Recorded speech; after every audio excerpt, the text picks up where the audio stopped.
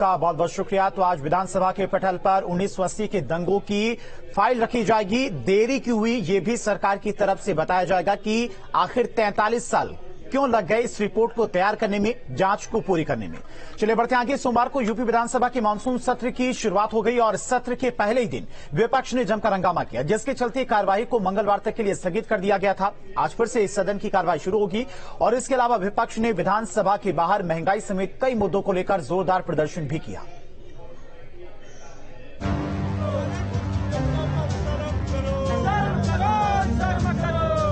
गले में टमाटर की मालाएं, हाथों में सरकार के खिलाफ स्लोगन, सरकार विरोधी नारेबाजी।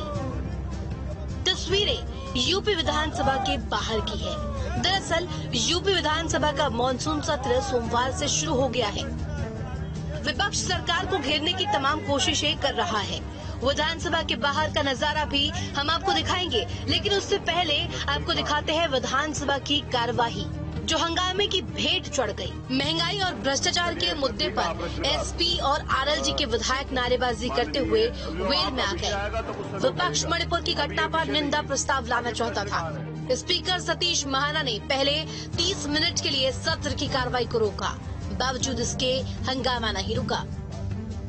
अध्यक्ष महोदय, दुनिया में कोई ऐसी जगह नहीं बची जहां पर मणिपुर की घटना की निंदा नहीं हो। जिस देश में आप हम सब इन्वेस्टमेंट लेने के लिए गए थे, अमेरिका जैसे देश ने, राष्ट्रपति की ऑफिस ने निंदा की है, यूरोप में तमाम देशों ने निंदा करी है, इंग्लैंड में निंदा की, यहाँ सबने निंदा करी, लेकिन विधानसभा दूसरे तो हम ये अपेक्षा नहीं कर सकते कि नेता सदन इस पर कुछ बोले। हर समय ये नियमों का हवाला देते हैं और नियमों को तोड़ फलोड़ के पेश करके अपना उल्लू सीधा करना चाहते हैं। मान्यवर, मणिपुर की घटना जहां हुई है सबको मालूम है। मान्यवर, संविधान की 7वीं सूची देख ले, ये स्टेट का सब्जेक्ट है। वहां की विधानसभा या केंद्र सरकार उसके ऊपर चर्चा कराए, कुछ भी करे, लेकिन यहाँ का ये सब्जेक्ट नहीं है मान्यवर। इसलिए किसी भी तरीके से इसके ऊपर बात नहीं होनी चाहिए मान्यवर। सत्र शुरू होने से पहले एसपी और आरएलजी के विधायक गले में टमाटर की माला पहनकर विधानसभा पहुंचे। सरकार के खिलाफ स्लोगन लिखी तख्तियां उनके हाथ में थी। विधानसभा की सीढ़ियों पर बैठकर एसपी विधायक डीजल पेट्रोल महंगा होने, ओबीसी, एससी, एसटी आरक्षण, महिला अपराध के खिलाफ नारेबाजी करते दिखे। स्वामी प्रसाद मौर्य ने सत्र के बाद कहा कि मणिपुर हिंसा पर सत्ता पक्ष चर्चा नहीं करना चाहता है। हम निंदा प्रस्ताव लाना चाहते थे, हमारी प्राथमिकता समस्या उठाना है।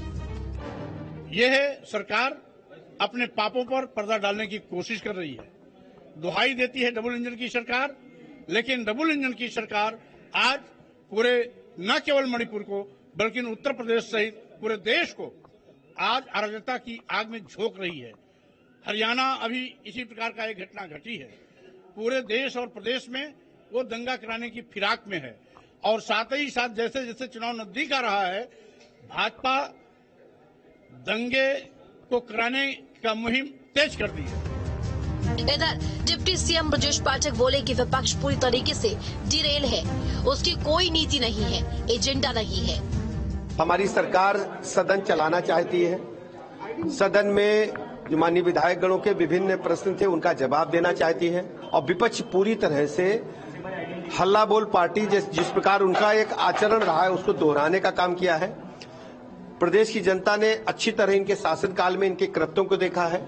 ये सब अराजक लोगों को प्रमोट करने वाले लोग हैं, गुंडे, बदमाश, माफिया, लुच्चे, लफंगों को पुष्पित पल्लवित करने वाले लोग हैं और समय समय पर आपने देखा कि इनका सदन चलाने से कोई मतलब नहीं है। सीएम योगी ने सत्र शुरू होने से पहले कहा, सदन में सार्थक चर्चा करनी चाहिए। सरकार हर स्तर पर जवाब देने को तैयार है। उत्तर प्रदेश ने पिछले 6 सालों के दौरान विकास की एक नई ऊंचाई को छुआ है। प्रदेश की अर्थव्यवस्था को दोगुना किया गया। हमें एक सार्थक चर्चा का विषय सदन को बनाना चाहिए। सरकार हर जनहित से जुड़े हुए मुद्दे पर, प्रदेश के हित से जुड़े हुए मुद्दे पर चर्चा कराने को तैयार है और उसका भी हर स्तर पर जवाब देने को भी तैयार है। उत्तर प्रदेश ने पिछले 6 वर्षों के दौरान प्रधानमंत्री मोदी जी के मार्गदर्शन में विकास की एक नई ऊंचाइयों को छुआ है। बहरहाल यूपी विधानसभा की कार्यवाही मंगलवार तक के लिए स्थगित है। इस बीच ये सवाल कि अगर इसी तरीके से हंगामा होता रहा तो जरूरी मुद्दों पर चर्चा कैसे होगी। Team news state. और रुकते हैं यहां पर एक बहुत छोटे से ब्रेक के लिए।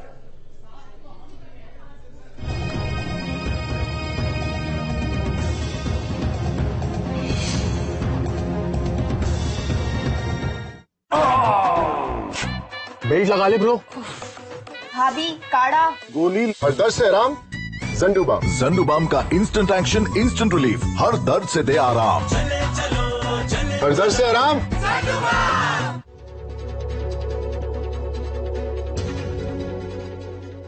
उत्तर प्रदेश लगातार प्रगति के पथ पर आगे बढ़ रहा है और छोटे जिलों को बड़े शहरों, बड़े जिलों से जोड़ने की कवायद की जा रही है।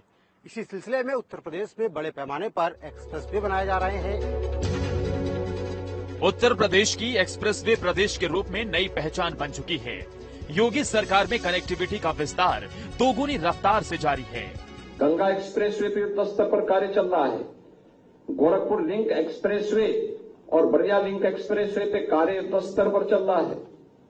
लखनऊ कानपुर ग्रीनफील्ड एक्सप्रेसवे पर कार्य चल रहा है।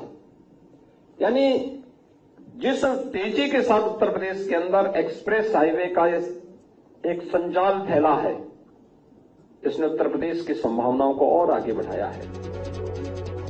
उत्तर प्रदेश देश में सर्वाधिक एक्सप्रेसवे वाला प्रदेश है।